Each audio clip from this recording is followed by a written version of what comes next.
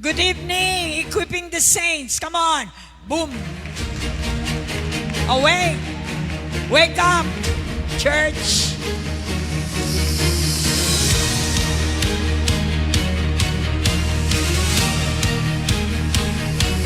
I was broken, but I won't stay down. Amen. Chains are falling, hear the freedom sound. From the ashes, see the warrior rise. Light of heaven, blazing in my eyes. Hell shakes When the child of God awakes. I am fire burning bright with faith. I roar with the lion, alive and free. Hell shakes at the fire inside of me.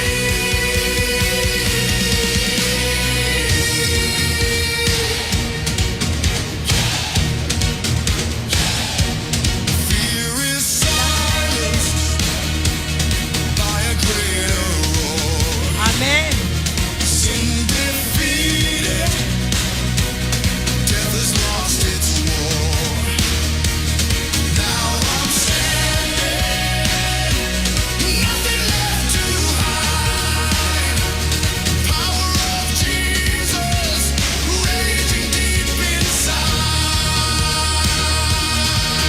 Hell shakes When the child of God awakes.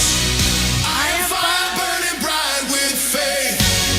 I roar with the lion, alive and free. Hell quakes at the fire inside of me. Rise Rise up, up, believers. shout loud, press Where are you? on. Rise up, The church is here. shout loud, press All those who are body, rise up, the body of Christ. stand strong, Rise up, press on. press on. Rise up, stand strong, shout loud, press on.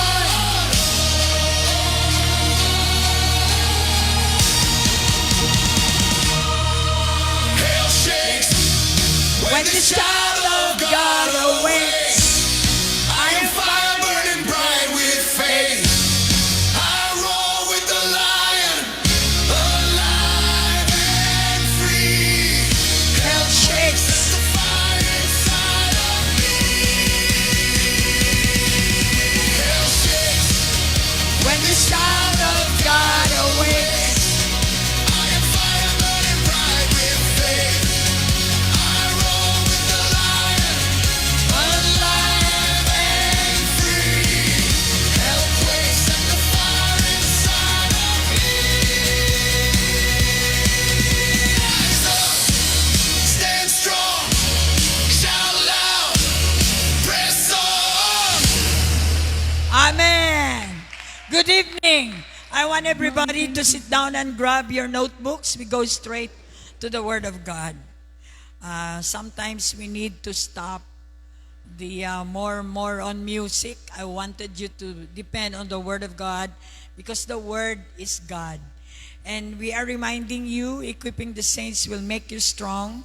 And it's up to you.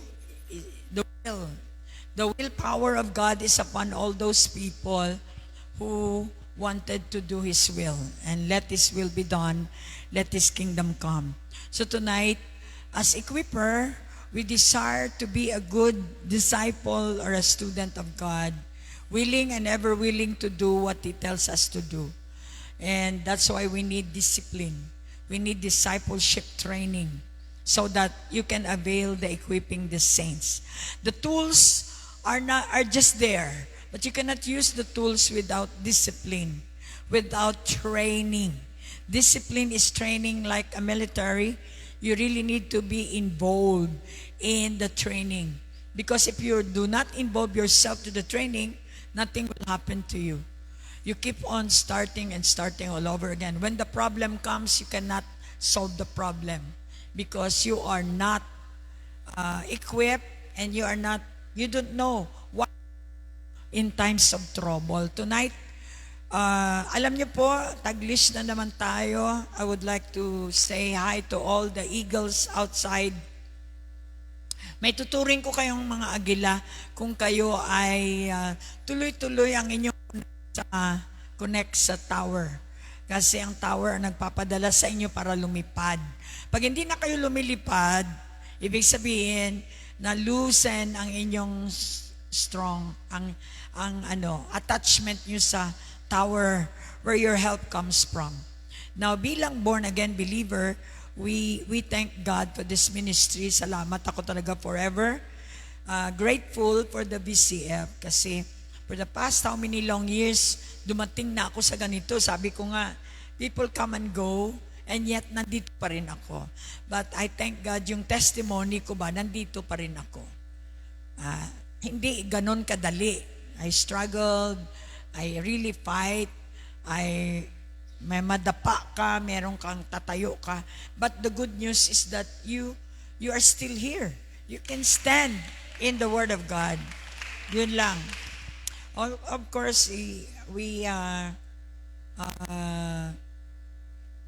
recognize the anniversary of Rainier Bautista and Nora. Happy anniversary.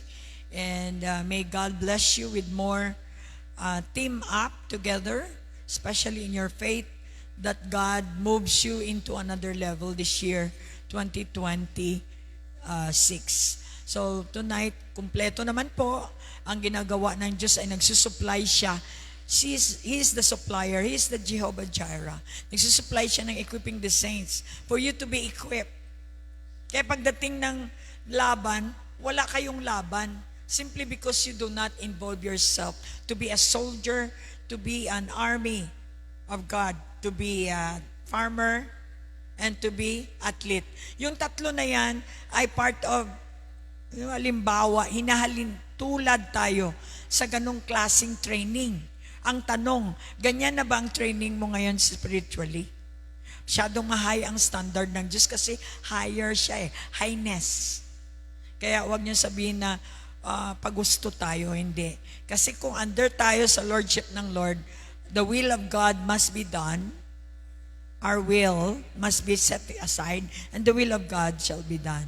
So kahit na ubusin pa natin ang New Year's resolution, magbabago na talaga ako kung hindi mismo kayo ang mag-surrender and take the lordship na ino-offer sa inyo ng Diyos. I can be your Lord, sabi ng Lord. Di ba kaya nga nagdedicate tayo ng mga sasakyan, mga ating properties, bahay, because we wanted that God will be taking over. Yun ang ibig sabihin. So siyempre, kung hindi naman siya Lord ng inyong buhay, you pay your own. Ikaw ang mag-supply ng lahat. Kasi pag Lord siya ng buhay ko, natural, wala akong karapatan na gamitin yung buhay ko sa walang katuturan dahil sinuko ko na yung buhay ko. So that is, the effect is this, that He truly provides. Maraming detractors. Saan yan kumukuha ng pera? Biyang pastor ninyo, mga ganon. Part yun. Naintindihan ko sila na hindi nila ako naintindihan. But the effect is that God truly provided all my needs according to His riches and glory because I obey Him. Yun ang pagkaiba natin, obedience. Obedience is blessing. If you cannot obey, sorry, probably you will earn a little bit of the goodness of the Lord, but not really yung talagang mag-provide siya. Tatayuan niya yung promise niya na I am your provider. So therefore, walang lalabas sa bibig mo na reklamo kasi pag mag-provide ang Lord, sobra-sobra. Can you give a clap offering to the Lord? Also, syempre, nagpapasalamat tayo sa year 2025. May mga reports kayo. Yung iba hindi pa nag-submit ng report. So yung report po natin ay isang, hindi kailangan makapal. Kailangan tama-tama lang na talagang mapapakita ninyo yung mga trabaho niyo for the whole year. This is in support of your vision. To take a look kung yung mga vision ninyo since January ay nangyari na. Then we can give God the glory. Pero kung wala namang nangyari sa whole year ninyo, kaya yung iba hanggang ngayon, Bible study pa lang din, simply because they don't want to obey God. Pag nag-obey kayo, lahat ng mga pinapagawa ng Diyos sa inyo would be easy. So, hindi ko kayo masisi dahil free will naman talaga ang pag-obey. No, hindi ko kayo pwedeng ipare sa akin. But my duty is a pastor. I have to show you bakit anong ganito nangyari. So sa ministry ito, binigyan ako ng Diyos ng authority, power and authority obviously. Kasi hindi ako makastay ng ganito ka 28 long years kung wala akong power and authority coming from the Lord. I choose to be a self-supporting pastor. Wala po akong sweldo dito. Now, this comes sa faith. Dito, mapapatunayan kung may faith ka o wala. Ang taong walang faith, kailangan ng 15:30. You trust in your own. Nothing wrong with that. Kasi binigay naman ng Lord talaga ang talent ninyo to have work for you to be paid off.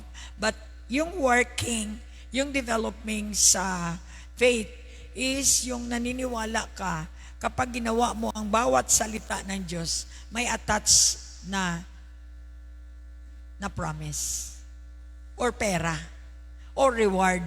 Hindi pwedeng trabaho ka dito, wala kang pera. I-correct natin yung iba. Sorry kung hindi, ang inaasahan ninyo 15 and 30 dito, hindi. Dito ay moment by moment when you receive, walang limit ang blessing. Walang limit ang reward. Walang limit ang sweldo. Kung tawag mo dyan sweldo, walang limit po dito sa salita ng Diyos. I choose. Kasi pinili kong wala akong sweldo katulad ng mga religious people, may 15-30 sila. Ako wala. So, anong nangyari? What is the effect? So, tonight we're going to talk about warfare. Pag equipping the saints, asahan nyo warfare po. Yan. Worship is a warfare. So, 4 na kategory ang ating dinidevelop sa BCF to make you very strong and victorious Christian. Number 1 is worship, because worship is the reason why God created you and me, is to worship God, giving Him worth. Kung gaano mo binigyan ng worth ang Panginoon, nasa iyo yon. Sa iyo yon. Kaya doon makita kung gaano siya kahalaga sa iyo sa ebidensya ng worship mo. Worship is not just coming to church and give tithes and offering and sing songs.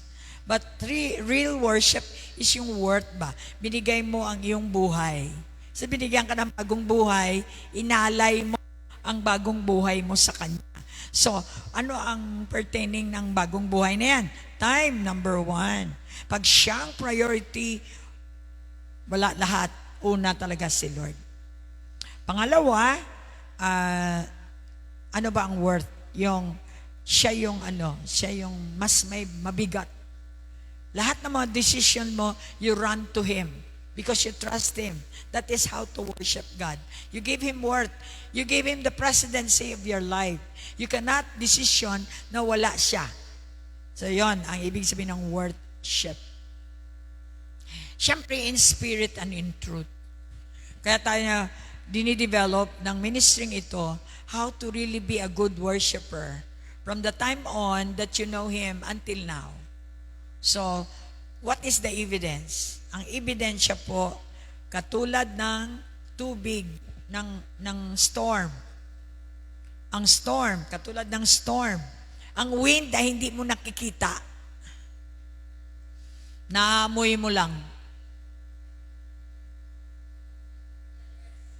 But waves is the result of the wind. So yun po ang ibig sabihin ng faith. Ang waves is the manifestation of the invisible. So it doesn't mean na dahil hindi mo nakita ang wind, walang wind. The proof na may wind is the waves. At yung waves na yun ay nagkakaroon ng hampas, pumapasok sa boat ni Jesus. Yon. Kailangan nating maintindihan yan. So from invisible to visible. Katulad ng mga sakit, makinig kayo yung may mga sakit until now. Hindi lahat ng sakit ay cause ng spiritual. Hindi lahat. Yung iba naman, pag nag-high blood, sasabihin agad na inatake ako ng demonyo. Sobra ka ng kain ng mga kung ano-ano, hindi yon demonyo. Kaya kung pwede pa ng demonyo, pagpahingahin nyo naman, lagi nyo na lang inaano sa demonyo yung ginawa nating mali. Alright? So ito yung makukuha natin sa warfare. So, warfare is good for you. Ito yung title natin. Kasi being born again believer, you really need to do or indulge in warfare. Kaya tingnan nyo ang bahay nyo. Pag hindi kayo na-indulge sa warfare, laging open ang bahay ninyo, mga anak ninyo, gusto na magpakamatay. Hindi siya madala sa simba-simba lang.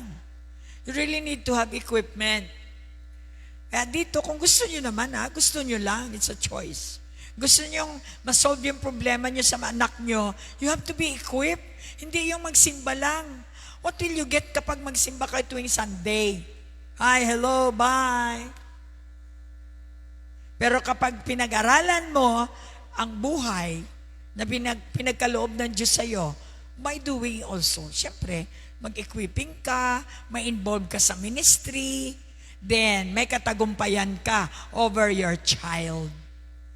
O lahat ng inyong mga trauma, may katagumpayan. Walang katagumpayan yan hanggat hindi ka kumuha ng tools to fight.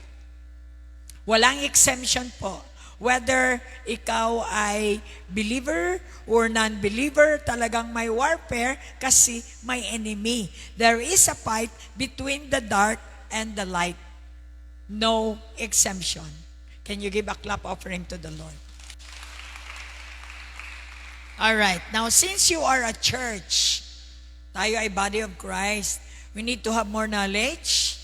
Dahil tayo ay channel. Paano ka maging channel kung kulang ang alam mo?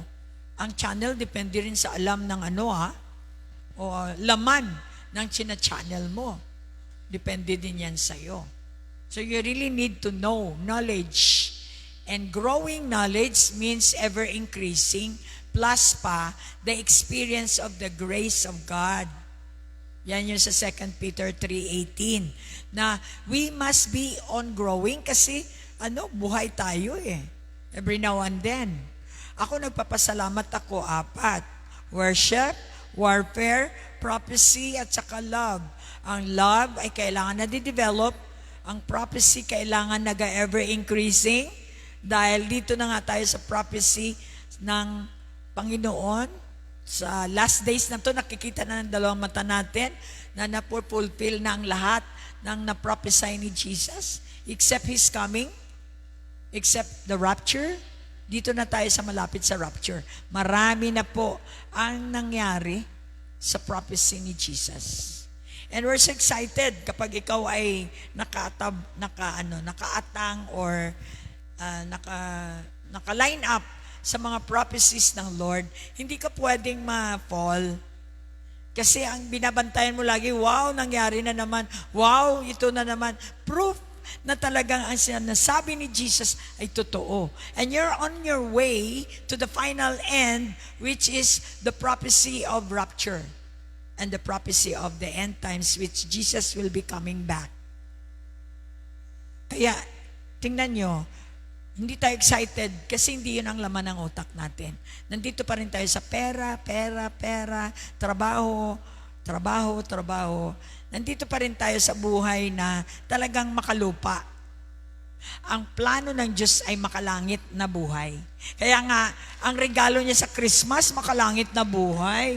Hindi yung hanggang doon ka lang, sabihin mo sa katabi, hanggang doon ka lang sa gifts ng material, napagod ka, Ngayon, kung ikaw ay nasa gift na ng eternal, walang kapaguran. Kasi, my God, paano ka makatagal kung magregalo ang Diyos sa iyo, walang tigil? Ay talaga mapapagod ka ng kabubukas. Kaya bibigyan ka ng power na hindi ka mapagod dahil you are enjoying the gifts that doesn't end. Come on. Hallelujah. Hallelujah. Huwag alisin ang hallelujah para hindi kayo mahulog. Kapag nahulog kayo, pati kilay nyo nahuhulog. Kaya minsan nakaramdam tayo na wala. You lose your joy. You lose your peace. You lose your everything. O kahapon lang merong kanyan. Ilang oras lang nawala. You lose them. Why? That's why we need to study. Grow. The mandate of God for katulad ko, born again ako. Born in the Spirit ako. Kailangan ko mag-grow. Kasi kung di ako mag-grow, hindi ako makalipad ng mas mataas. Sabi nga nila, Pastor, si ano, ganyan. Do not be discouraged pag wala sila. Hindi sasakit ang tiyan ko pag wala kayo. I'm on my way to my flight. I'm here to just influence you. I'm not a savior. Jesus is the Savior. I'm here to influence you. Ginagawa ko lang po ang trabaho ko. Walang personalan. Kung ikaw ang intention mo hanggang ngayon, ayon, paupo-upo ka lang, pa-observe ka lang, that's your choice. Pagdating ng problema mo sa anak mo at na-overcome mo because may equipment ka, marunong ka mag-apply, then that is your choice too. Come on. Nakakapagod. Lalo na leader ka. Pagdating sa problema sa bahay, hindi ka marunong mag-overcome. It's simply because lack of knowledge, why my people fall. Lack of knowledge, why my people fall. Iba naman knowledgeable, too knowledgeable na yung pride nila talagang hindi nabababa.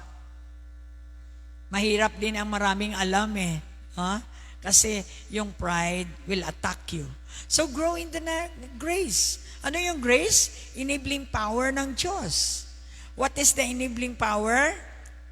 Ulitin ko, ano bang enabling power, mga anak ng Diyos? Yung kapangyarihan na dati hindi mo kayang gawin, ngayon, wow, parang napakabilis, napakadali. That's grace. I am graced by the Lord through the years ng aking pagkapastor, yung nandito pa rin ako. Nag-equipping pa rin ako. Ilang taon na. People come and go. Nandito pa rin ako. Nandito pa rin ako. That's grace. Enabling power for you to do the job kahit anong tagal. At kahit na maraming bumubomba sa'yo, nagtatapo ng mga salitang hindi maganda, you can still stand. That is grace. Enabling power for you to stand all against all odds. Come on, give Him a clap offering. And the knowledge of our Lord must be ever increasing. Kaya pag ikaw nagsalita, hindi ka nakakasawa, it means to say you are growing. Laging may bago. Yun ang ibig sabihin ng growing in the knowledge of our Lord. Hindi ka laging ganun pa rin yung salita mo paulit-ulit. So it means to say walang higher, walang nadagdag. But if you are under God's grace and the growing knowledge every day of the Lord, you soar every day. Every day, walang problema na nakakahinder sa iyo. Walang physical na distraction na nakakahinder sa iyo sa paglapit sa Panginoon. That is grace. Malaman mo ang tao na under grace siya, full of grace siya, nagagawa niya ang hindi kaya ng natural na tao. At ang taong may grasya na mag-breakthrough ng lahat ng hindi pwede, nagagawa mo ng paraan. Nagkakaroon ka ng breakthrough. Everybody say breakthrough. That is the work of the Holy Spirit. Breakthrough. If you are under the governance of the Holy Spirit, you're always having a breakthrough. Naintindihan niyo ba yung breakthrough? Nakakalusot ka sa problema na napakahirap. Amen. All right. So, warfare is very important to us. Warfare is good for us believers. Okay, diretso tayo. Why spiritual warfare good for you? Why? Yan ang sagutin natin ngayon. Satan is attacking us so persistently because you have value. Gaya ng sinabi ko, ang magnanakaw ay hindi siya magnakaw ng kaldero na bungi. Kapag ako magnanakaw, nanakawin ko yung may value. Hello? So it means to say, if Satan is attacking me, meron siyang gustong kunin sa akin na valuable. Now I realize, if there are some attacks, valuable ako. Ibig sabihin, may hinahabol si Satanas sa akin na something special. Bakit niya ako inaatake? John 10:10, the thief comes only to steal, remember? And kill and destroy. I have come that they may have life and have it to the full. Nandito ang Panginoon sa church, asan yung mga tao? They'd rather go to somewhere else rather than go here. Eh sabi ng Lord, di ba? Where two believers, three or more, have faith, I will be there. Bakit hindi sila attracted sa I will be there? Because they don't believe. Ganon din ako nung araw. Alam ko na yan. Teacher ako ng Notre Dame. Ako pa.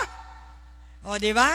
So, but you can see, kahit na wala kang alam, as long as you are in the middle of the believers, makikita mo, nagiging marami siyang alam. Kesa sa mga PhD, kesa sa mga sinasabi nating mga marurunong. The thief comes only. Tandaan ninyo, the invitation of stealing your property is when you open up your house. Paano na-attract ang demonyo sa'yo? Parang langgam yan eh. Pag may matamis, talagang ang langgam ay na-attract mo. Paano mo na-attract ang magnanakaw sa'yo? Kapag natutulog ka, lagi na lang. Attracted ang demonyo sa'yo. Lalo na pagsalita ang pinag-uusapan. Tulog ka sana kung mga jokes, mga walang silbi na mga pinag-uusapan, yan, pwede ka matulog. Pero yung salita, tutulugan mo. You attract the devil to attack you. Ano pa? Anong naka-attract kay King David? Bakit siya? Bakit siya nahulog? King David. Na-attract siya? Ano ang open door doon? Ano ang cause? Nagpahinga. Ng rest. Alam niyang kailangan siya sa war, hindi siya pumunta. Sabi niya, rest ako dito. Kaya sa rest niya, nakakita siya ng Bathsheba taking a bath. Okay? Wala man lang reaction, ako na lang solo. Nakita niya si Bathsheba, nag-take a bath. Because ang door, opening ng door? Yung kanyang, katamaran. Ayaw mag-attend. Pinapawar siya. Kailangan siya doon sa war, pero hindi siya. Pinili niya magpahinga. Mahirap din pala magpahinga, no? Kasi may makita kang Bathsheba. So yun po ang opening door ni King David kung bakit siya na-fall doon sa killing. Pinatay niya yung asawa ni Bathsheba, adultery. At ano ang cause? Rest. Physical rest. May pupuntahan kasi ako, kasi may ako. Yung karirison ninyo, may Bathsheba dyan. o di kaya merong matipuno, si makapuno, whatever. So I want you to open up your eyes. Ilista ninyo. Kung kayo ay nagpunta rito para mag-study, may ballpen, may notebook, at may Pero pag wala, ibig sabihin wala kayong intention, tandaan nyo, our God is intentional. Si Satanas intentional din. Sabi ng Lord, akin yan. We humble down. We humble down. We don't know anything. That's why nandun yung magsusulat tayo kasi alam natin, hindi tayo bright. Walang-wala tayo pag wala ang Panginoon. Kaya dahil sa kagaganyan mo, you are not blessing to the church. Pinapakita mo yung katamaran mo. Pag tamad ka, yun ang mangyayari sa'yo. What is the opening door of Samson? Yon, pinaputol niya ang kanyang kanyang buhok. The Satan go inside his life and destroy him. The thief comes only to steal. So he can steal on you, kill you, and destroy you. Actually, katulad ng gambling po, ang gambling. Makinig kayo, mga nalulong sa gambling. Bakit ako magsalita ngayon ng gambling? Because obviously ngayon, maraming nalulong sa gambling through cellphone. Wala akong pakialam kung ano mga pangalan ng mga gambling ninyo, basta gambling. Alright? So, bakit nalulong ka sa gambling? Kahit Christian ka. Simply because tamad ka magbasa ng Bible. Tamad kang magsimba. That's the opening door. Di kaya wala ka ng prayer. Opening door yan. Wala kang, entertainment. Ganon din ang last. So, the opening door of gambling is yung nanalo ka minsan. Kapag pinanalo ka minsan, you are being tagged. And then tuloy-tuloy na. And it becomes an addiction. Pastor, lang naman, pampalipas oras. Yan man sinasabi na iba, gambling is just like a game. It is not just a game. It can destroy you. It can destroy your family. It can destroy your relationship. It can destroy your testimony. It can destroy your calling. And eventually, you're destroyed because of this addiction. So, kaya nga, pinapanawagan ko yung mga Kristiyano. Can you imagine, Christian ka, nagagamble ka? It's showing na wala kang tiwala sa binigay ng Diyos sa'yo. So that's why, nowhere, hindi ka rin naman ibibless ng Lord hanggat hindi mo tinigil yung gambling mo. Kasi yung gambling is declaring to God, wala akong tiwala sa iyong binigay. I will not trust you that you are the Lord. You cannot feed me. So I need to have another option para mas marami ang aking pera. You want rush money. Kaya you settle on gambling. Wala kang tiwala sa Diyos. Hindi ka nga nagsasabi. Pero being engaged in gambling, kahit ikaw ay Kristiyano na, it means to say you're telling the Lord that you are not the Lord of my life. That you cannot provide all my needs. Alright? Mukhang di kayo happy na laman ninyo. Listan nyo para wag kayong maganon lang, mastan lang sa ganon, at i-apply na natin sa ating mga buhay. 2 Corinthians 10:45. Remember, you have the life of Jesus doon sa John 10:10. He came to give you life. How come nandiyan ka pa rin sa lust? How come nandiyan ka pa rin sa gambling? It means to say you did not receive the life that Jesus has given you. He died for you, remember? Para ibigay lang sa iyo ang buhay na kasiyasiya, abundant kind of life ang ibibigay ng Lord. Kaya lang, Dahil may mga opening door tayo to steal what Jesus had given us through yung gambling nga, yung mga lust, entertainment. So, yun ang naging opening door. Bakit ka nasadlak sa gambling?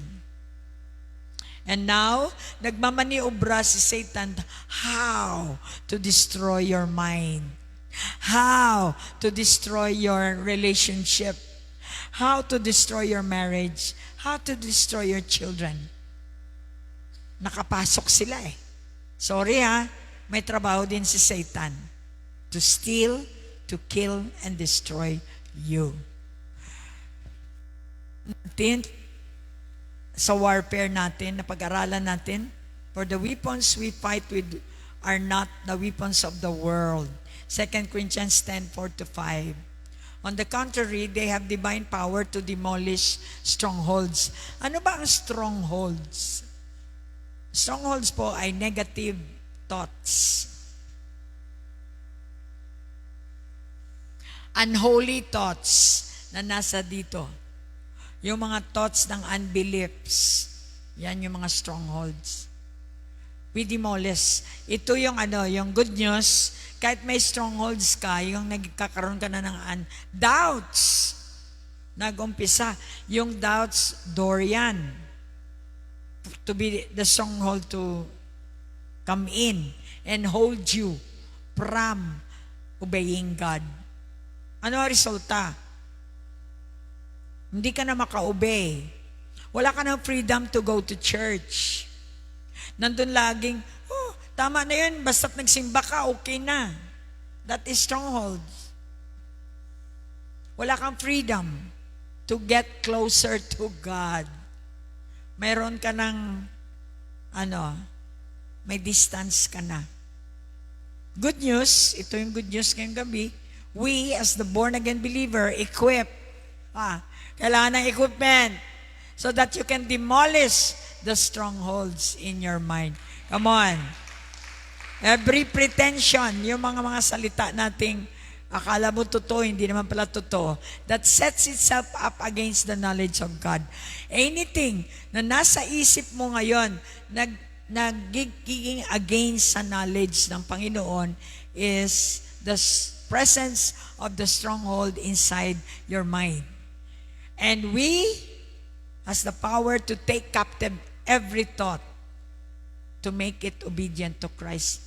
May kapangyarihan tayong i-command ang ating mga iniisip na negative na mag-obey kay Kristo.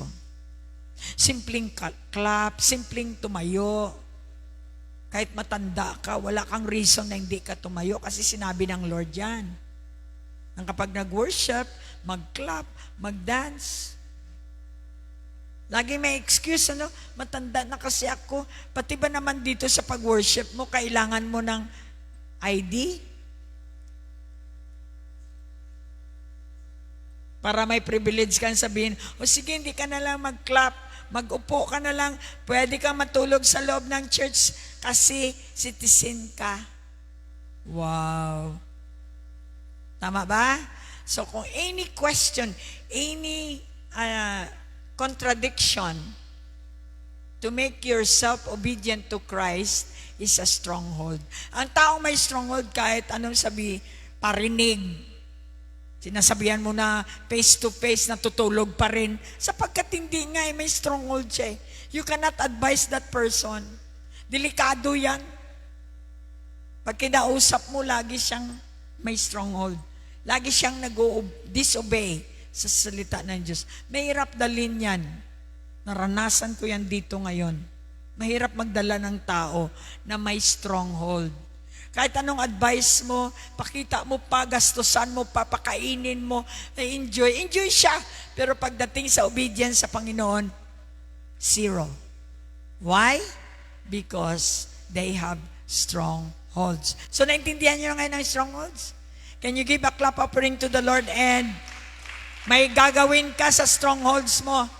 Tulungan mo sarili mo. Kawawa ka kung hindi mo mapalayas ang negative thoughts at magdesisyon na lagyan ng positive thoughts ang iyong mind. Kaya hindi ka makakapaggawa ng warfare sa sarili mo. Alright? Next. I want you to know na sabi doon, si Satan. Sino ba si Satan? You should know him, your enemy. He came to destroy the works of the Lord Jesus Christ. He came to destroy the works of the Lord. Okay, dito sa 1 John 3:8, tandaan po ninyo, ito ang pinakapaborito ko sa lahat. Each time I say that in my mouth, I am reminded that I came here on this planet Earth at this point in time to destroy your negativity. That's why there is a fight between negative to positive versus positive. The one who does what is sinful is of the devil. Lagi na lang. So alam mong talagang kampo ni Satanas siya. Kahit lagyan mo pa ng makapal na ano, kahit lagyan mo pa ng colorful ang iyong Bible,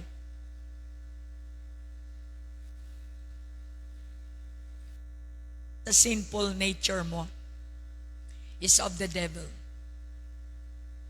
It's a matter of choice. Because the devil has been sinning from the beginning.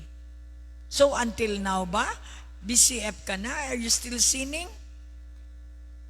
The reason the Son of God appeared was to destroy the devil's work. That's why kapag ang BCF ay compounded na sa salita ng Diyos, talagang gumaganon na ang mga demons sa salita ng Diyos. Because ang salita ng Diyos ay Diyos. Now, kapag ako ay may salita ng Diyos, offensive na ako sa inyo. Ang salita ng Diyos ay pang-offense.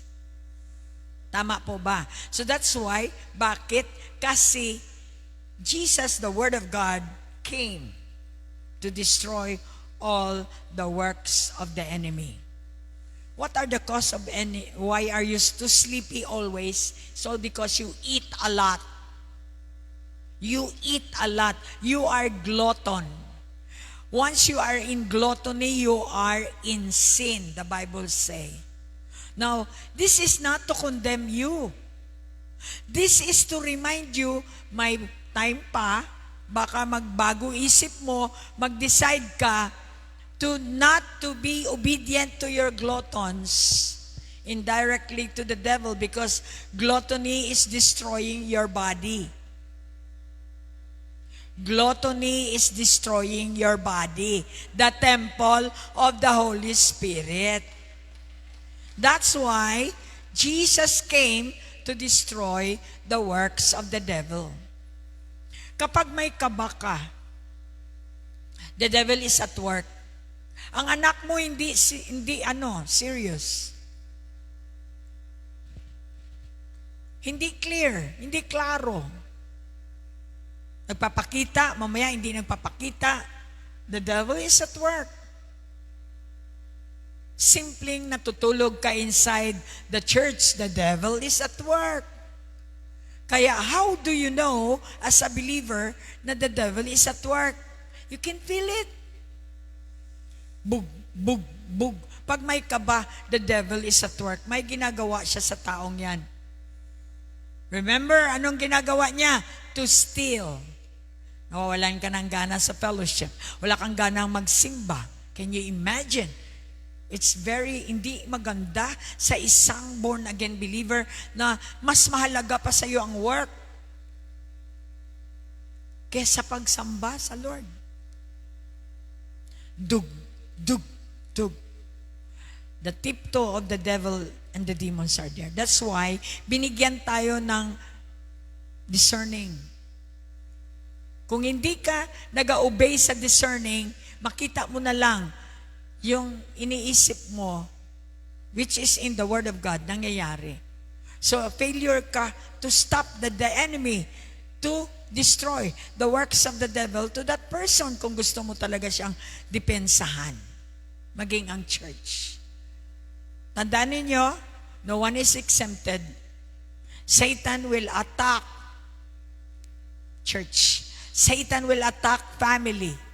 Satan will attack you. Attack me. And I know, alam ko kung kailan ako inaatake. Hindi normal ang nararamdaman mo. Ibig sabihin, you are under attack. Now, what will you do if you are under attack? You should do the warfare. Remember, God can fight for you, but He cannot fight for you if you are not getting right with Him. So, meron tayong instruction. Kaya nga meron tayong equipping the saints.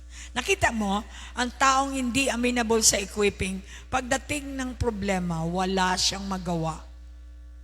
Pagdating ng attack, wala siyang magawa. Ang taong equip, na train,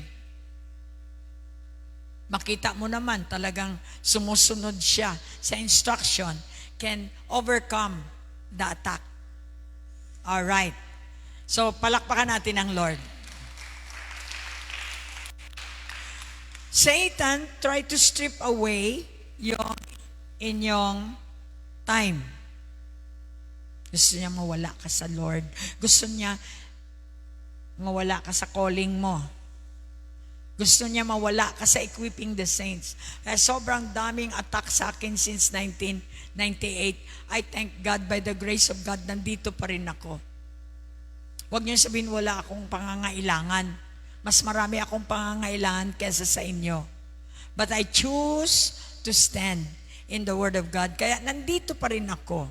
Dahil Satan tried to pull me out in this equipping the saints. Kung na-pull out niya ako since 1998 pa, wala nang BCF. I realized that hindi ako palakain kasi delikado. Baka open ang door, maatake si pastora. Hindi na makapag-equipping dahil antok, dahil pagod. Pagod lagi, pagod.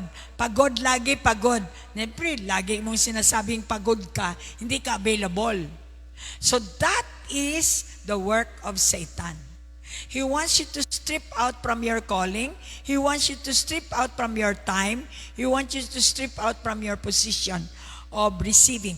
Alam kasi ni Satanas na marami kang blessing na matatanggap kapag ikaw ay tumayo sa salita ng Diyos. So anong gagawin ngayon ni Satan? Gagawin niya lahat para mawala ka dyan sa posisyon mo. Sa posisyon mong nagre-receive ka ng blessing. Gusto niya gagawa siya ng paraan before service para antukin ka. Kasi gusto kanyang mawala sa presensya ng Lord. Are you blessed that you know that?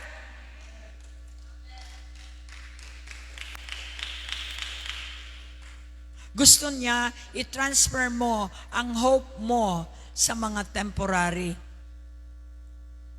Yung mga entertainment, gusto niya doon mo i-transfer kasi pag may addiction ka, anything outside the faith, kuhang-kuha ka ni Satan. So we have to go to our God who has already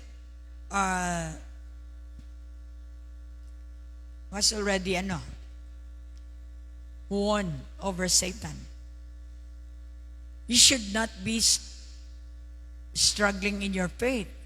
Kapag alam niyo may diferensya, may attack, takbo agad sa salita ng Diyos. At ang salita ng Diyos, sasabihin niya sa iyo, mag-equipping ka. Panahon na mag-equip ka. Kasi hindi ka na lang laging duguan, lagi ka na lang umiiyak, lagi ka na lang inaatake ng demonyo. Sakit, number 1. Sabagay, marami ka namang pera, go ahead.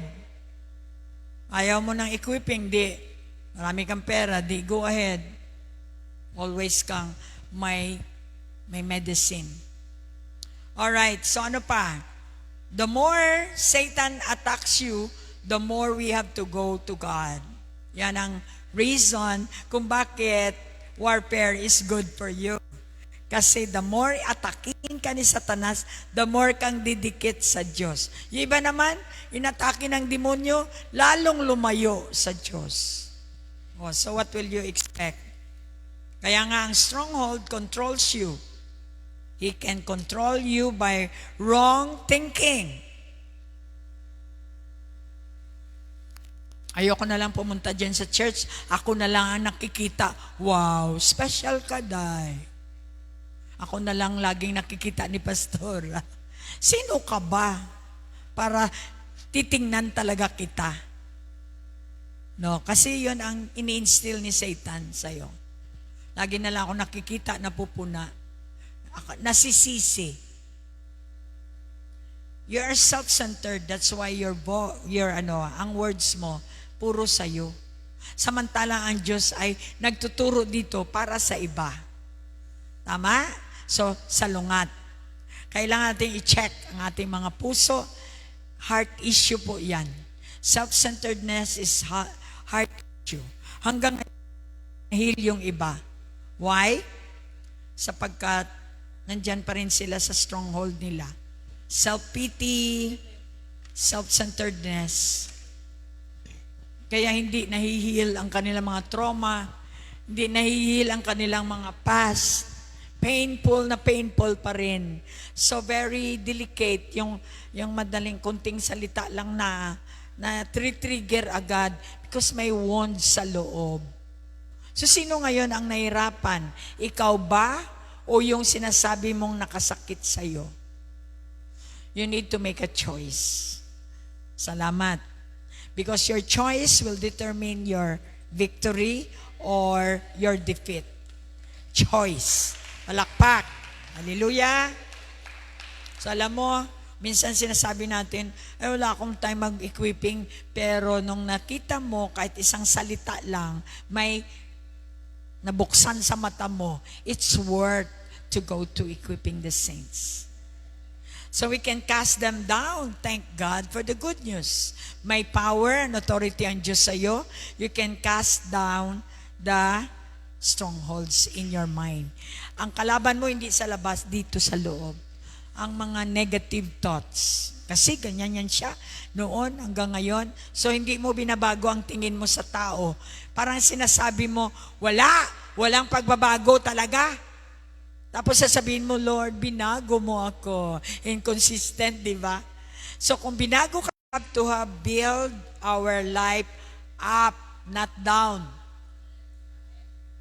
Okay?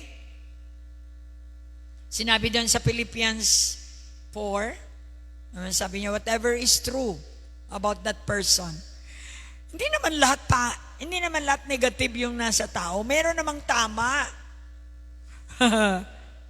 Kung puro na lang mali yung tao, siguro hindi mo na pangasawa yan. Kaya nga na-attract ka dahil nung umpisa puro maganda, di ba? Hello? Alam nga naman nagpakasal ka na puro pala mali yung nakita mo. So in other words, ang tao ay may pagbabago. So ang sabi niya, Philippians 4:6, whatever is true. Ano ba yung tama? I-discard mo yung mali. Whatever is noble. Ano yung mga noble na nagawa niya sa buhay? Yung pagsusupply niya ng mga kakailangan ng buong pamilya mo, noble task. Yun. Doon ka na lang, sabi niya, whatever is right, yung tama. Whatever is pure. Of course, maraming impurities. Whatever is lovely, yung maganda sa kanya. Whatever is admirable, yung admire mo na siya ay nagpo-provide sa pamilya, admirable yun. If anything is excellent or praiseworthy, think about such things. Yung stronghold na yan, na negative, palitan mo ng excellent thinking. Yung whatever is true, noble, admirable. Think about such things. Ito lang daw ang isipin natin. Para hindi tayo mapagod sa kakaisip. Kasi kung negative ang isipin natin, sobrang dami. Wala ring katapusan. Pero sa good naman, kahit walang katapusan, may peace ka. Kasi puro good eh. Admirable. Doon lang. Kung may kanta si doon lang. Alam mo namang, lagi kang sinasabi sa mga antok-antok mo, matulog ka. Gawan mo ng paraan. Hindi ka tatantanan ng salita ng Diyos. Palalayasin ka talaga sa realm ng Diyos kapag ikaw ay may pagka-demonic. Amen. Mamamatay ka ng pakunwari, mamamatay ka dyan. My advice to you is magbago ka na. Palakpak. So whatever is true, whatever is noble, ito yung titingnan natin sa isang tao para hindi tayo magkaroon ng pangit na pakiramdam. It's an issue of heart. Kaya kung puro naman negative ang makita mo sa tao, paulit-ulit mo sinasabi, pumapasok sa puso. Ngayon, ang puso mo nagiging basurahan.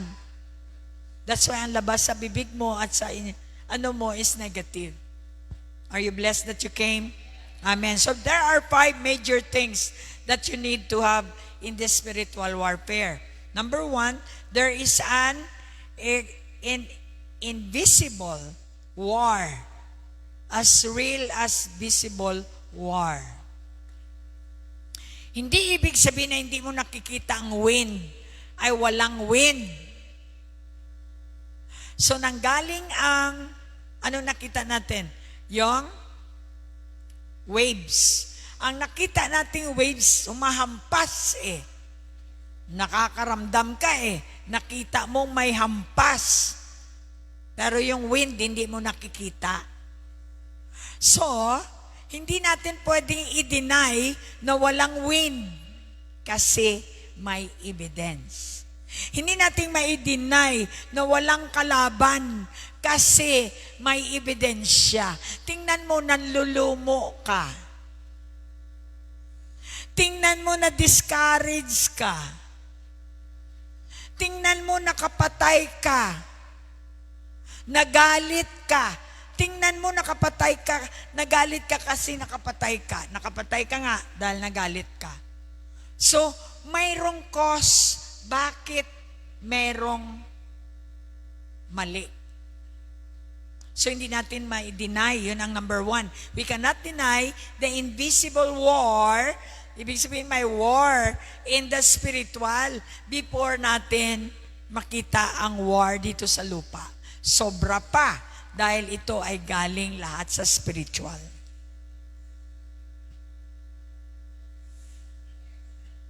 Hallelujah. Number 2, no one exempts. Walang exempted.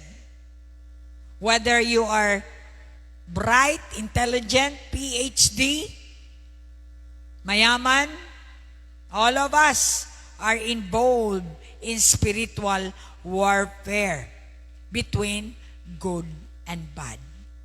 So, ano man ang estado ng pamilya mo, ano man ang estado ng iyong finances, mayaman ka, PhD ka o learned ka, scientist ka, you have that everything, but you cannot be exempted to the warfare between light and dark. Yan po ang consider nating major na malaman natin bakit may warfare. Number 3, our enemy is formidable and powerful. So, the enemy is formidable and powerful. Ibig sabihin, he has forms. May mga strategies siya, ang enemy. At saka powerful siya. And his goal is to destroy us. Yun nga pinakita ko yung 1 John 3:8. The goal of Satan is isa lang, to kill you. To destroy you, that's it. Ngayon, kung di ka aware, you will just allow him. You open doors for him to destroy you. Sabi ko nga, ang magnanakaw ay hindi magnakaw kapag walang open na bag. Kahit sa loob ng simbahan. Diba? Nananalangin din ang magnanakaw eh. Ngayon may nakita siyang open. Sabi niya, salamat sa Diyos may opportunity. So kahit magnanakaw, nananalangin din. So do not open anything that God has given you for the devil to attack you. You are the ones. I am the one opening my door. Ba't nawala yung pera ko? Ilagay ko lang dyan eh. Sasagutin pa natin, ako kasi hindi ako ano lang ako, dyan lang. O ngayon ninakaw, ba't ka magreklamo? You make a door for Satan to the thief to attack you and get your money. So ano ang cause niyan? Ang pag-open mo ng door. Ganon din, sinabi ng Lord, huwag daw magsalita na lagi kang may sakit. Opening door din yan. Si Lily, may sakit ako, may kuwan ako, lagi ako may sakit. Kasi na-use siya na kapag sasabihin niya, ang iniisip niya, maawa ang tao, magbibigay sa kanya. But in God's principle, do not speak bad because it will come back to you. So yun ang opening door. The words coming from your mouth. Yudi! Ponggol! Yan ang words ng mga Ilonggo. Opening the door to attack you. Maya-maya, yun. Sabi ko kay Lily, tingnan nyo, talk mo ng negative. Nagsakit ang tiyan mo. I tell you, you open the door for satanic attack. So, wag kang magtaka. Bigla ka na lang na ospital. Dahil ang bibig mo, yung galit mo is like killing people. It will come back to you. Mabuti pa sumaksak ka para nakita nila, galit. Pwede ka hindi magalit na hindi mo pinapakita. Pues, ipakita ng Diyos sa effect nito. Ayun, hindi ka na makahinga. Hindi ka makahinga kasi ang bibig mo, parang puro negative. Nakakasakit sa iyong kapwa. Pag wala yung tao, ganyan yan sa talaga. Pag nandyan, hindi niya naman, can you imagine? Watch out your bosses kasi yung mga sinasabi natin. Lalo na pag wala ang tao, ang galing mong magsalita ng negative sa tao. Ganyan tayo tao tayo eh. Pero tell you, sabi ng Lord, babalik yan sa'yo dahil nasa aking principle na yan. So do not do things which will kill you. Do not promote or provoke the devil to kill you by using your own words. Yung iba hindi na nakatingin naka-cellphone na Yun nga ang sabi ko, pag hindi tayo serious, nakikinig ang demonyo, ina-attract mo pa rin ang demonyo dyan. Maya-maya ka lang. Talagang makikita mo ang resulta kasi hindi ka nabibigyan ng instruction, yun pa rin ang ginagawa mo. Well, magiging demonstration ka. Magdidemo ang devil sa iyo kapag hindi ka nakikinig. Sabi ng devil, wala ka ng karapatan sa kanya. Ako nang may karapatan kasi binigyan niya na ako ng door open. Alright, so diretso tayo. Pang-apat, we must respect our foe but not fear him. Di ba dito sa lupa? Respeto lang balahaw. Yeah, we can respect them, but we do not fear them. Hindi naman pwedeng gamitan natin sila ng revolver kung galit ka. But ang sabi ng Lord, huwag kang matakot sa kanila because kalaban mo sila. Number 5, ito yung pinaka-importante at napaka-powerful na dapat nating malaman sa warfare. As believers, we do not fight for victory. We fight from the victory of Jesus. Good news. Powerful word. Always do not fight for yourself. Fight from the victory of Jesus. nanalo na siya. Kaya nga pag may attack ka, run to the one who had already won the fight. Ito yung good news. Panalo na ako. Kasi kay Jesus ako tumatakbo. Hindi ako tumatakbo sa sarili ko. Tumatakbo ako ng help ko sa Kanya dahil tapos na ang laban kay Jesus. Kaya ma-enjoy mo ang victory over your attacks. Kaya nga takot ang demonyo sa believer na prayerful. Takot siya sa iyo dahil prayerful ka. Hindi siya natatakot sa iyo. Gustong-gusto kanya kaya ang bibig mo puro negative. Puro labasan ng mga reklamo, labasan ng puro negative. Wala naman masyadong diferensya. Talagang naghahanap talaga ng problema. Naghahanap talaga ng diferensya. Yan ang gustong-gusto ni Satan. I like you. Gusto kong gamitin kita para ipakita ko rin ang pagkahalimaw ko sa asawa mo. Ganon. Right? Naintindihan nyo ba? Okay, so 5 yon. Yun ang dapat nating malaman sa spiritual warfare na napaka-importante. Tandaan po ninyo, spiritual attack ang una. Then makikita natin ang physical evidence ng attack. The devil will attack your life. The devil can attack your church. May iba sa atin, inatake na yung church natin ng, nangihina. Wala man lang ka-compassion yung mga leaders natin.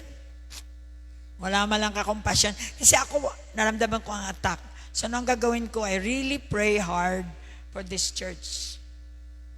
Hindi, ayoko mawala ang VCF. Ewan ko sa inyo. Ako lang ba? Wawa naman ako, no? Wala akong kasama dito. Ayoko mawala ang VCF. Kasi ito ang buhay ko. Kaya mayroon akong compassion pag alam kong mahina na yung mga tao nangihina na magpunta ng church. I have to pray. I have to do something. Kasi love ko ang church. When my family is being attacked, I have to do something. Kasi alam ko may kapangyarihan ako to counterattack the devil. Ang relasyon ay inaatake. Marriage is being under attack. Why? Ayaw ng demonyo ng marriage. Ayaw niya ng covenant. The moment na masira niya ang covenant mo, makapasok siya sa iyong bahay, isirain lang naman ang utak mo.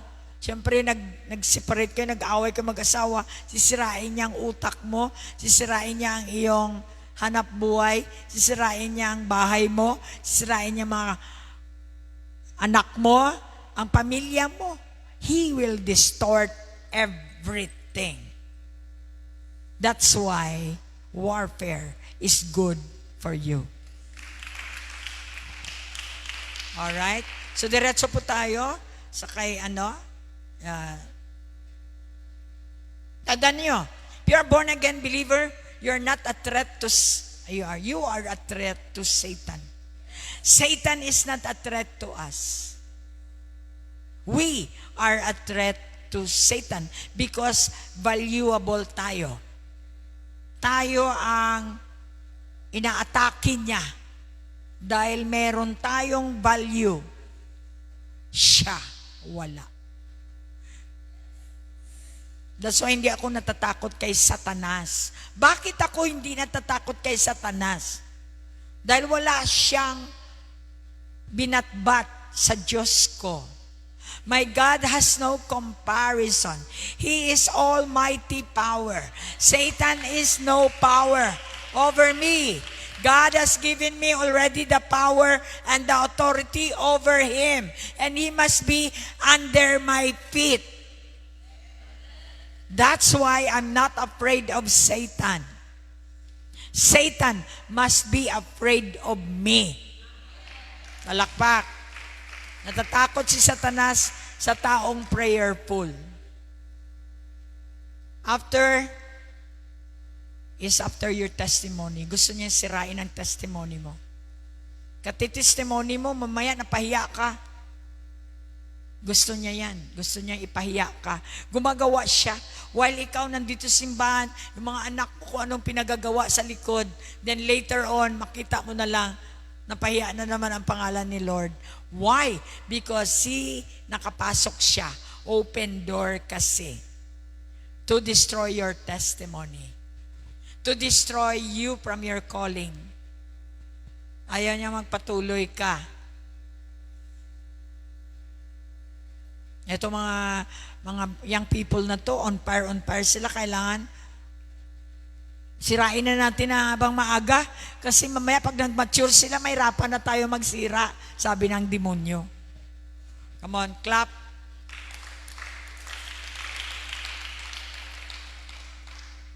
God wants you to know that pain for a reason.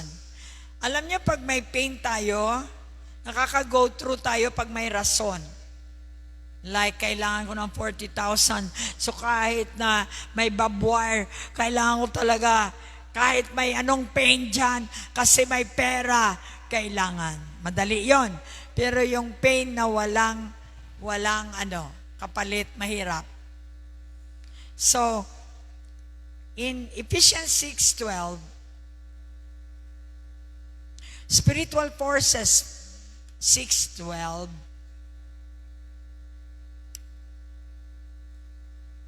katulad po ng sinabi natin kanina, may cause bakit mayroong waves. May cause bakit mayroong defeat. Hanapin mo, bakit hanggang ngayon may sakit ka pa rin? Bakit sobrang tagal? Hanapin mo ang reason. Maybe nakatutok ka sa sakit. Hindi ka nakatutok sa healer. Nakatutok ka sa gamot. Nakatutok ka sa pera. Hindi ka nakatutok sa healer. Try to check. Ano bang ginawa mo noon?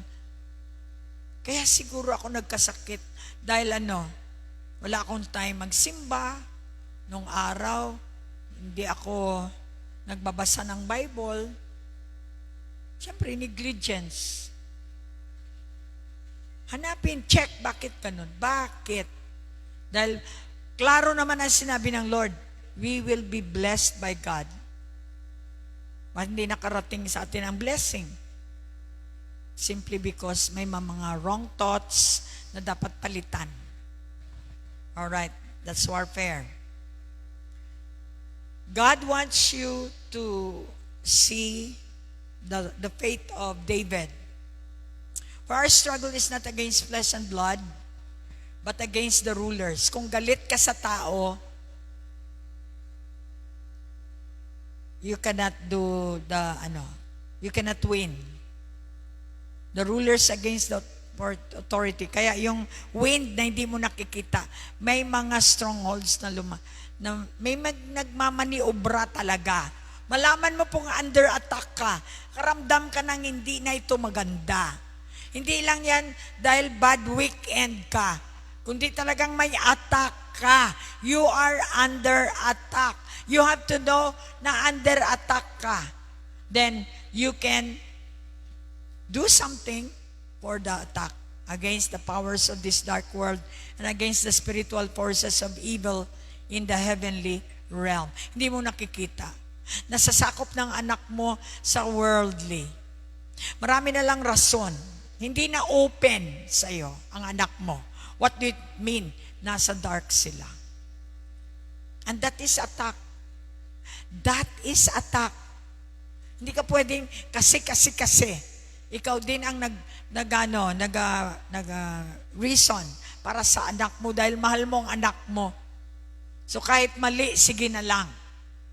So, but don't you know, the devil is at work to destroy you all. Lahat. I-destroy niya ang family mo if you open the door for satanic attack. You have to close the door so that Satan will not come and destroy you or steal your faith. Di nyo alam na steal na dahil pati kayo nagiging compromiser na rin sa mga anak ninyo?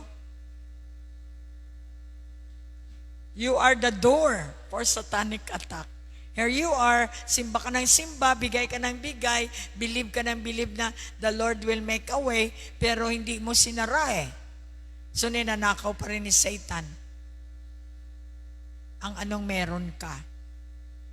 So, and against the spiritual forces of evil in the heavenly realms. Last days na po, natatakot na ako. I mean, hindi ako natatakot sa kay Satanas. Parang, Lord, nakikita mo na talaga kung sino ang aakyat sa langit o hindi. Kasi, meron kang salita eh. Maramdaman mo. Kaya kailangan magka-burden man din tayo na, Lord, ano bang magagawa ko dito? Di ba pwedeng tingnan ko na lang sila? Keep on. So ano ang ginagawa ko? Kahit marami kayong salita sa labas, maramdaman mo naman eh. I just keep myself here. Kahit di mo type, nandito pa rin ako. God cannot sustain mo kung wala sa tama ang BCF. Hindi niya masustain ng ganun ka. Aba, kung hindi ka man mag-attend at kadami mo mang rason, hindi naman sasakit ang tiyan ko. It's your choice. So wag kang manisi. Ang problema, ang pastor pa ang sisihin mo. Nakakatawa. Naintindihan niyo ba? Fight the good fight of faith. Dahil yung faith mo ang makapagligtas sa iyo sa mga attacks. Alright, so let's go kay ano. Alam niyo ba ang story ni ni David? He was just 16 years old. Nagtend siya ng flocks. At yon, merong problema ang Israel dahil si King Saul, ayun, hari ka. May ano ka, may power and authority ka, hari ka. Pero you cannot overcome Goliath. More than 1 month. 1 month, 40 days. 1 month and 10 days. Naghahanap si Saul na makipaglaban kay Goliath. Ewan ko may Instagram nung araw. Siguro sinabihan niya or sa Facebook, oh, we're looking for someone who could fight Goliath for us. What are the qualifications? Mataas siya dapat kasi si Goliath is 10 feet ba? Ano ba si Goliath? 10? Oh, ano ang height niya? Samantalang 5 lang si David. So siguro kasi inabot ng 1 month sobra eh. Ibig sabihin, nag-GC. O ano ba yan? Nagpa-announce. Nangangailangan kami. Araw-araw, twice araw-araw, nagbubuli si Goliath kay Saul. Can you imagine? Wala siyang, wala kayong binatbat. Hindi niyo ako kayang kalabanin.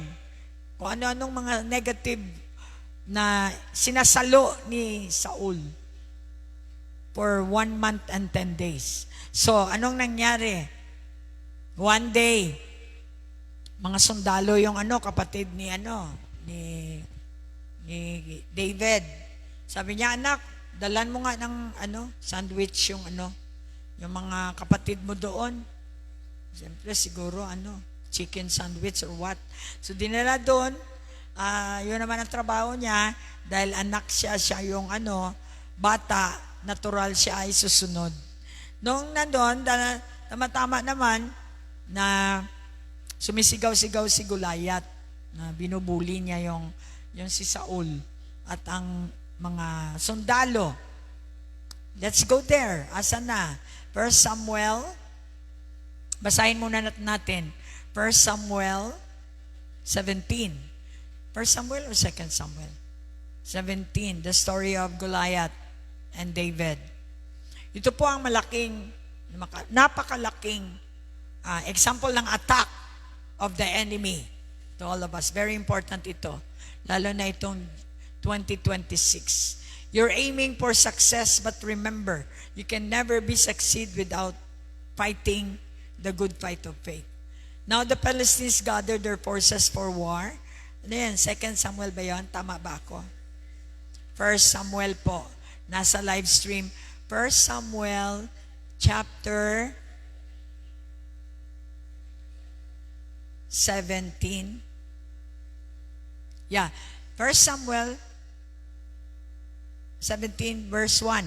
Now the Philistines gathered their forces for war. Yun to yung kinukwento ko sa inyo. Assembled in Soko in Judah. They pitched camp in in Damem between Sukkah and Aseka. So this is the places. Saul and the Israelites assembled and camped in the valley of Elah. So Elah is the place where Goliath, nakasituate po ang si Goliath doon sa battle line to meet the Philistines. So the Philistines occupied one, thank you, brother. The Philistines occupied one hill and the Israelites another with the valley between them. A champion named Goliath. So yun sinabi ko, araw-araw niyang inaano, because the fight is, kapag manalo, shorten ko na lang. Mukhang mahina ang ating kapag nalo daw si Goliath, the Philistines, magiging slave ang mga Israelites sa Philistines. Kapag manalo naman sila, vice versa, magiging slave ang Israelites sa mga Philistines. So yon ang hamon. Okay, so we know that the height was 6 cubits and a span. He had a bronze helmet on his head and wore a coat of scale armor. Makita nyo, siyempre, of course, alam nyo yung Goliath na puno ng armor. And then verse 7, verse 8, okay, is nandun na yung instructions, lahat ng mga sinusuot ng isang Goliath. Here comes dumating. In that time, dumating si David, dala yung sandwich. And he shouted to the ranks of Israel, "Why do you come out and line up for battle?" Bakit ka pumunta rito para sa battle? Tapos tinitingnan nila siguro yung bit-bit ni no? Kung magbasa kayo, maglagay naman kayo ng mga kung ano ng mga imagination. Bit-bit niya yung sandwich na pinadala ng tatay niya para sa kanya mga kapatid. So, can you imagine kung anong tingin ng mga sundalo kay David? Ito ka, napakaliit mo. Tapos sabi niya, bakit ka makipaglaban? Sabi ni choose a man, have him come down to me. Sabi ni Goliath, if he's able to fight and kill me, I will become your subject or slave. But if I come him and kill him, you will become our subjects and serve him. Verse 10 to 11, then, ang sabi niya, defy the armies of Israel, give me a man, let us fight each other. Ayon, naghahanap na ng kalaban. On hearing the Philistine words, Saul, the king Saul, and all the Israelites were dismayed and terrified. Wala na, talo na tayo. Ang pastor natin natutulog. Talo na tayo talaga. Wala na. Hindi na tayo madepensahan ito. Talo na tayo. Liit-liit ni Goliath. Hallelujah. I strike the enemy. Talo na tayo. Ang laki-laki ni Goliath, ang liit-liit naman itong David na to. Ang dala niya, sandwich. Paano pa tayo? Sabi ng mga sundalo. May imagine mo. So, now, sinabi dyan ang background ni David, verse 13, 14, 15.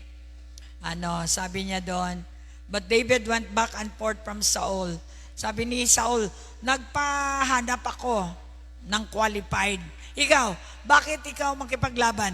Anong qualification mo? Sabi niya, sa height pa lang, hindi ka qualified. Ano ang sabi ni David? Sa baba? Okay, para mabilis kasi wala na tayong time. Kailangan basahin nyo yan uli. Sabi ni Philistine champion, God stepped out from his lines. Sabi niya, So, ito, i-shorten ko na lang. Sabi niya, ano bang qualification mo para makipaglaban dito? Sabi niya, meron akong sling. Sabi niya kay King Saul, ako kasi sabi nagtitend po ako ng flocks. At kung may mga atake, mga leon, ako po ang nag-protect sa mga flocks. I can kill mga leon. Kaya ko siyang patayin pamagitan ng aking sling. So David na-lose ang heart ng mga servant kasi nakita na nila na opposite, no? So yon ang sinabi niya, ito lang po ang aking may pagmamalaki. So diretso po tayo, the struck it and rescue the sheep from its mouth. Okay, shorten ko na lang talaga. So yun nga, at nakipaglaban siya kay Goliath. Sabi ni kasi wala namang makipaglaban, sabi ni Saul, o sige na nga, makipaglaban ka na dun. Kaya tumakbo siya, nilagyan siya ng mga armor, pero dahil hindi magkasya, hindi niya rin ginamit. At lahat, in short, ito yung clippings natin para makita natin. We talk about the attack of the enemy to Israelites. Israel is the chosen ones. Tayo yung inaatake ng demonyo, the Goliath. Now, bilang anak ng Diyos, inaatake tayo dahil gusto ng demonyo na mawala tayo sa harap ng Diyos. Okay. There's the battlefield, Elah. And now he faces the Philistines' greatest champion, Goliath.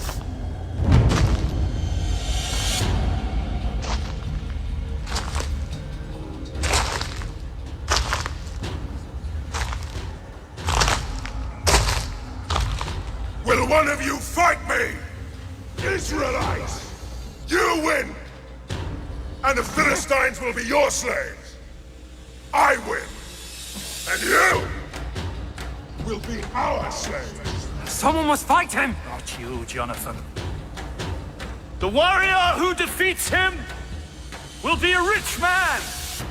Not one man in Israel! Not one of God's people!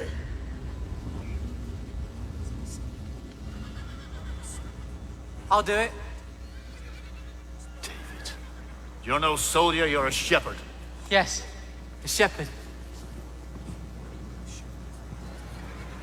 As I protect my sheep, God will protect me. Where is your faith? Where is your God? I will kill him. You'll need this.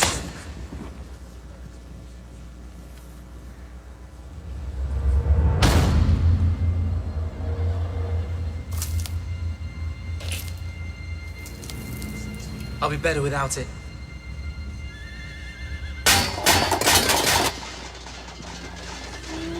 Yea, though I walk in the valley of the shadow of death, I fear no evil. You are with me. Thy rod and staff, That is they where comfort me. the You book anoint my of head with Psalms taken from the My cup words of overflows. David. Surely goodness and mercy shall follow me all the days of my life.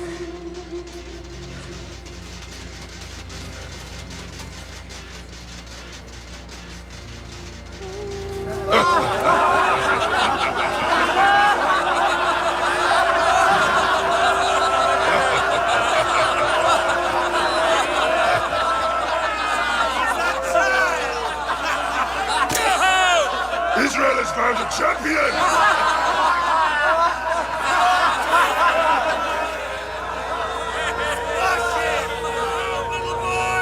Don't waste my time, little boy.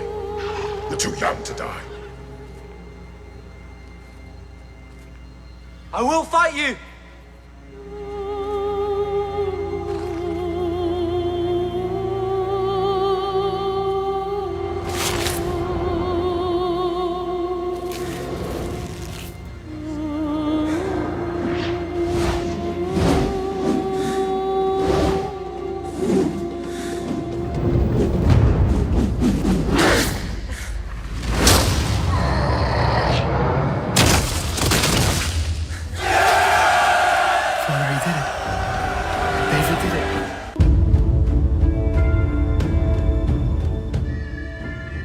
we know as yung sinabi, pinrophesy, dineclare ni David na I come against you with in the name of the Lord.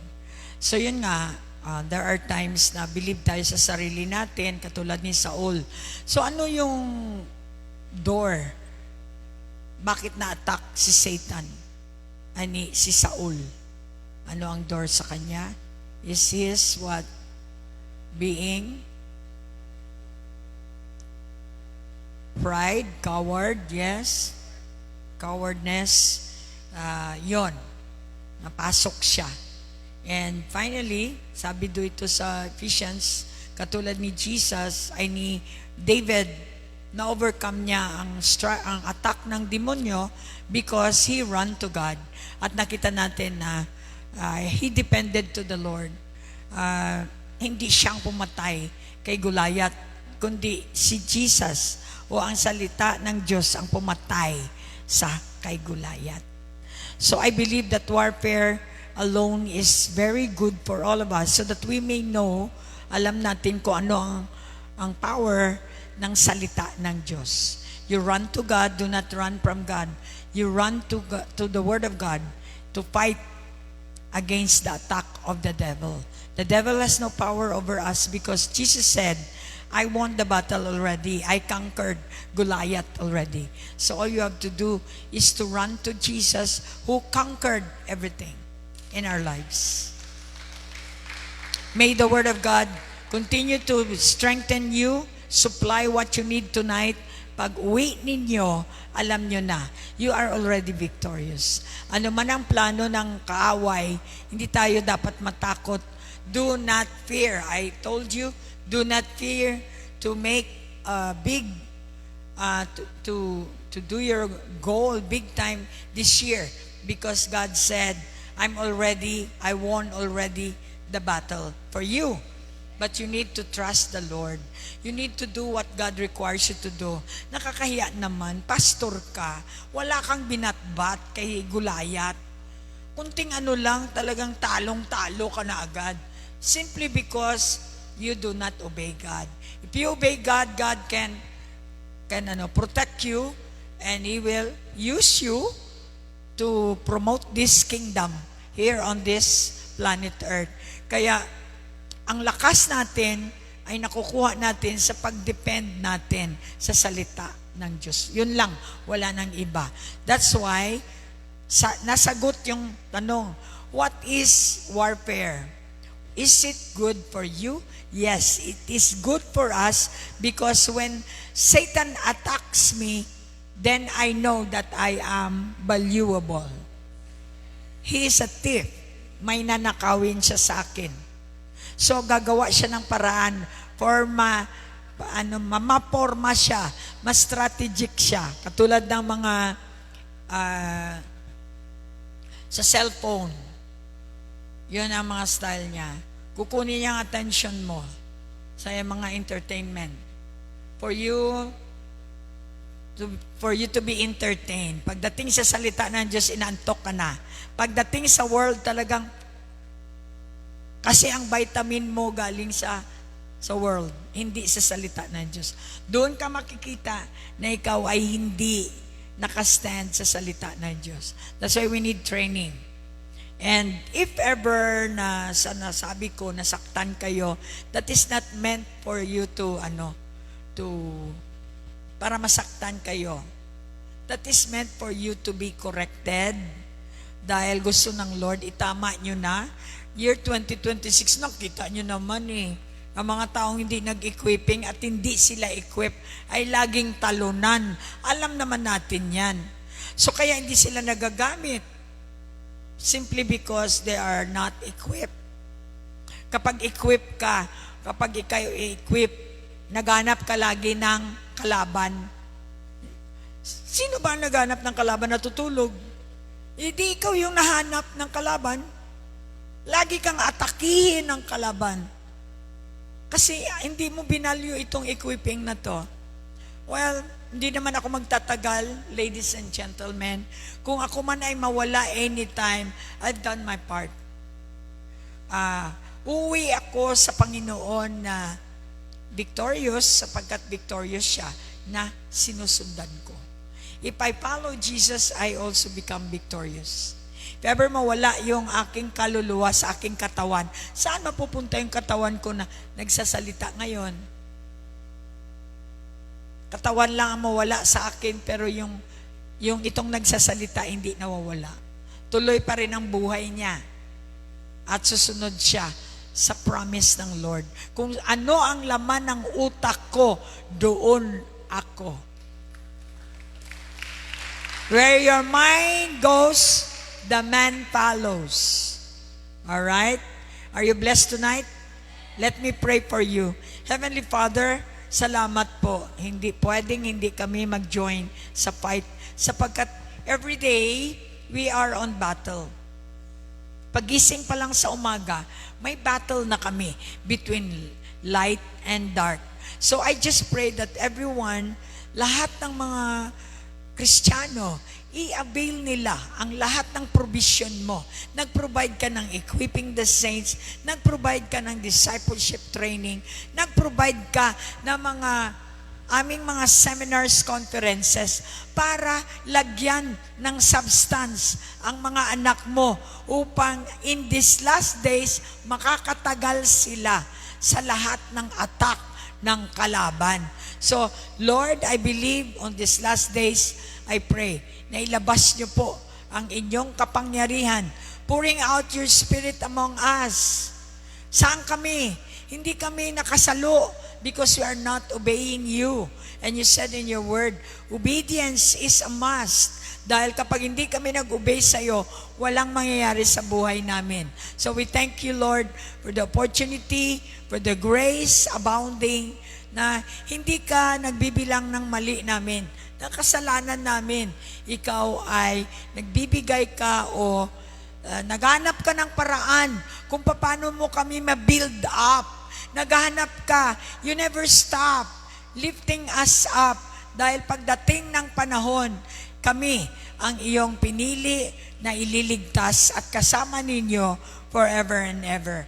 May God continue to bless us all, equippers. Lahat kayo ay meron na kayong mga assignment and God has given you the portal of His blessing because binibless niya lang, pinopour out niya lang ang promise niya sa mga taong magiging channel ng kanyang pagpapala.